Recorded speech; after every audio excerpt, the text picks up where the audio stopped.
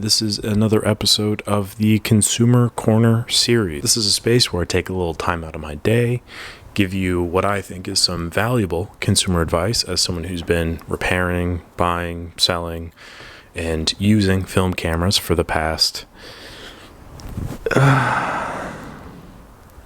many years of my life, and it has not at all consumed me entirely. Today's topic we're going to discuss is where to buy film cameras in the year 2024 and beyond, but mainly just this year because I can't really speak to the future. As much as I've tried, the orb I've been pondering ain't cutting the mustard. So let's start out of the gate with local options. There's a few. We'll just jump into them. Offerup, Craigslist, Facebook Marketplace. These are online services that typically require like local meetups, and sometimes there are shipping options available. Do I recommend them? This is going to be one of those that really depends on where you live geographically. There's certain hotspots across the country that has a lot of stuff, which is great. There are other places that don't have a lot of stuff, but they have a lot of people that I know what I have. And you're just going to end up wasting a lot of money on stuff that's been sitting in the basement for better part of a century. So I would say it's a good thing to look at if you are, just bored. I've been a big proponent of perusing the sites just for fun. But I think lately, especially with this resurgence of film, there's a lot of people who are like, oh, I think I have one of those, and then trying to sell it for a lot. So I think that there's going to be more bad deals out there than good, but I could be mistaken. I did find one of the best deals ever on Craigslist, but also I do fear for my life every time I do a Craigslist meetup. So it really goes, large ebbs and flows there. The benefit, though, is if you are selling stuff on one of those online services, it's one of those where there's no middleman that you have to pay. If you do an Offerup meetup, you get paid directly. You could do cash on Craigslist or whatever. Facebook Marketplace is a little bit more reputable, but you get that money in your hand. You're good to go. Versus something like an eBay, which is going to take a bit or whatever. So ultimately, I would say it largely depends on where you live, unless you're looking for something very specific and you don't want to wait for too long or something. Might be best to avoid those options. If you do, however, use like a Craigslist, Facebook Marketplace, Offerup, my other best recommendation would be bring someone with you. Always good to have a witness. I myself am a gentleman on the larger side. A lot of people can find that intimidating at times. But still, even when I go to like a meetup of that variety, I prefer to just have a little bit of backup just in case. You never know what's going to happen. I've definitely met some interesting characters. Moving on to another local option, maybe. This might apply to you, it might not. But Kamerastores. Those kind of still exist. I think this is another one that really depends on where you live. There's a few camera shops splattered around the country here and there. Some of them sell primarily online. Some of them have sales in store. Some of them focus on certain things. Not all of them have film cameras. Some of them do. My opinion on this, again, really wavers from shop to shop. I've been in some where it's just been like the best experience. I'm like, I want to spend money here. I want to support you guys. I've been in others where I can't leave fast enough. The nice thing about camera shops is, at least at some, you have this personal interaction with somebody that has a level of expertise with what they're selling.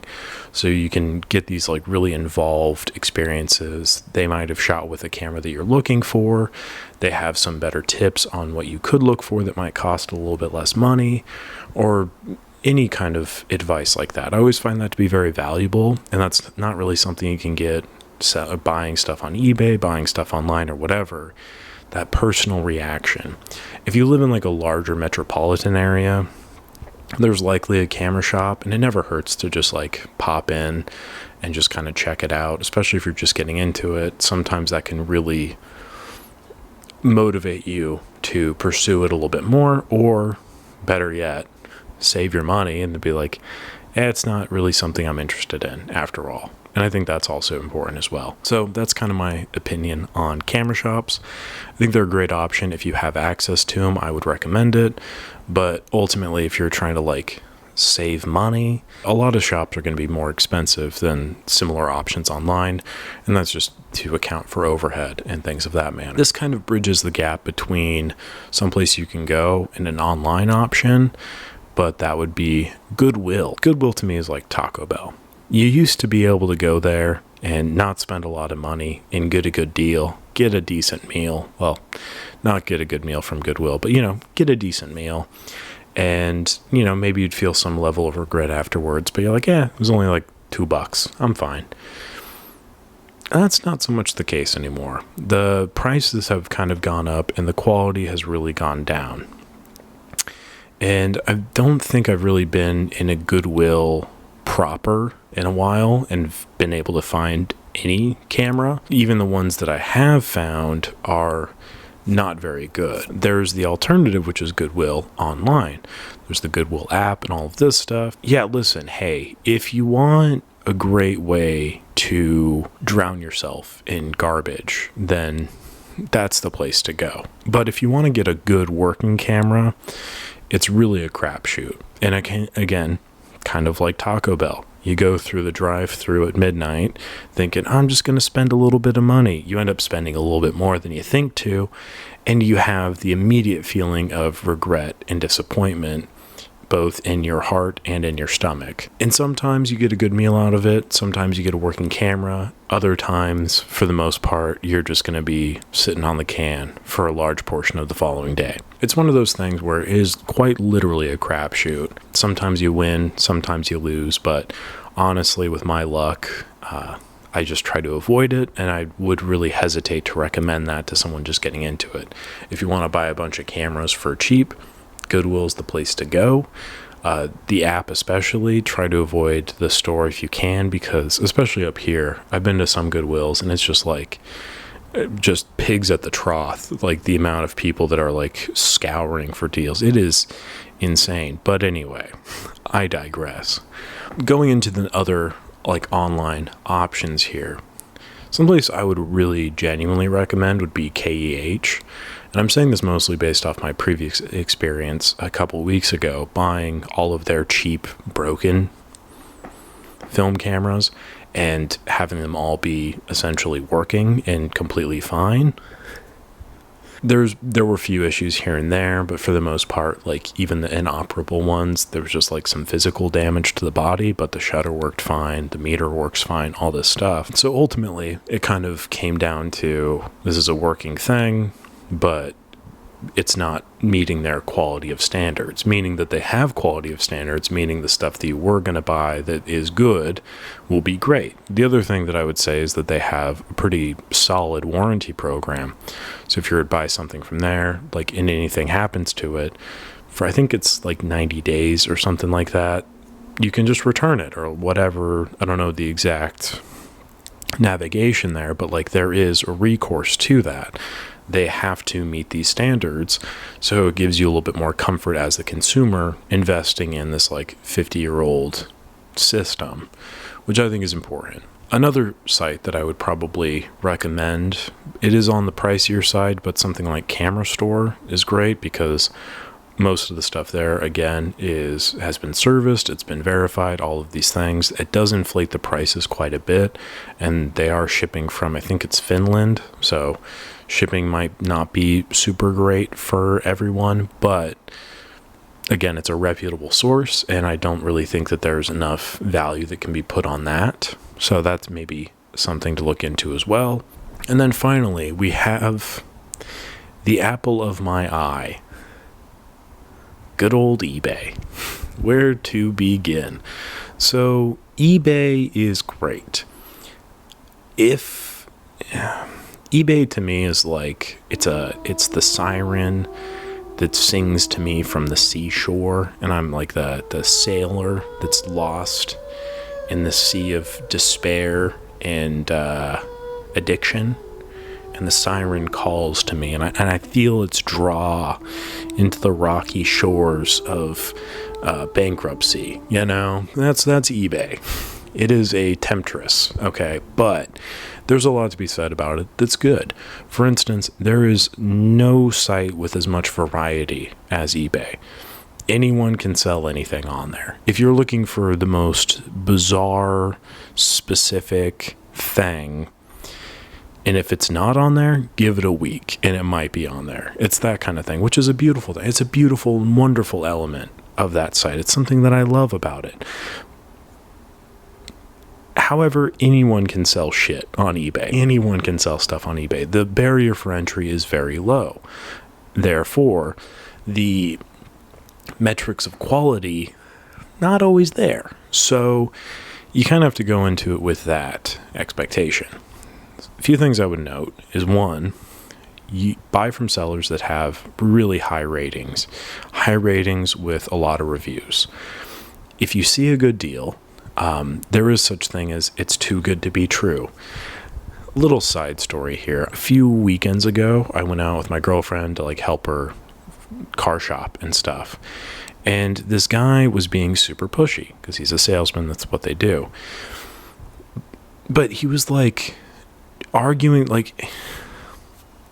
he bought this camera online and he was like, yeah, it seemed to be too good to be true or whatever. And then it wasn't, and I got it and it was great, blah, blah, blah. And he's like, and this car deal is kind of even though we already spoke about how the car was out of our budget and all this stuff, he's like, but this deal, it isn't too good to be true. It's so good. And it is true. And it was just it was the weirdest take on that saying I've ever heard in my life. So things are too good to be true. That's just a fact. So anyway, that is kind of a moot point. I just found it very fascinating that was his perspective on the whole thing. Go on eBay, look at sellers, see what they're selling. If it's a good deal and the quality is high and you feel comfortable with it, go for it.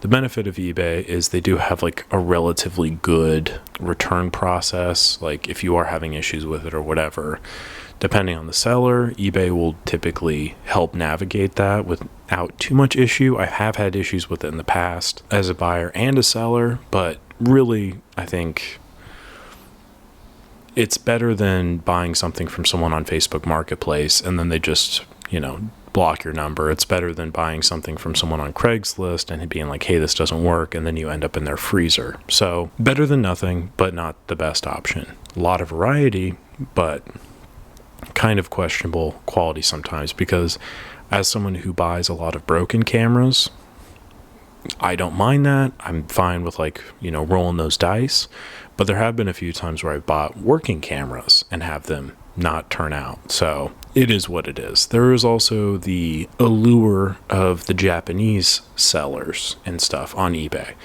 And I would say 95% of them are fantastic, super communicative, very fast shipping, and you'll see that in the reviews. There are a few that are a little bit scammy, a little bit scummy, or whatever.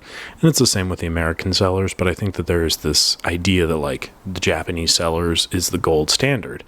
And I would argue for the most part that it is, but I would just say just because it's coming from Japan doesn't mean it is removed from any sort of criticism or critique. So there's that. And now the final point is newer cameras. There's a few newer cameras out in the market now that I think are worth kind of talking about. There's obviously the new Leica cameras and stuff. And if that's kind of what you're gunning for, you're probably not watching this video, to be honest, because you're just going to buy it from Leica. And this is not that kind of channel. Okay, this is let me scrape some pennies together and see what I can come up with. That's, in my mind, that's what this is. If you are buying the new Leica, welcome to the channel. Stupid. But there's a few other options. Okay, we got the reusable disposable things like the Kodak M35 and all of the other variations. There's so many of them that I don't even know what they're all called. Those are fine cameras. My opinion on those is kind of lessened as of late, because I think that if you're just trying to shoot some film, or if you don't want to spend a fortune on a camera, that's a perfectly honest way to get into it. They're not my favorite, but also it's a way to shoot film, so by all means. There's also the H35, the H35N, which are great entry-level cameras for, consumers to use.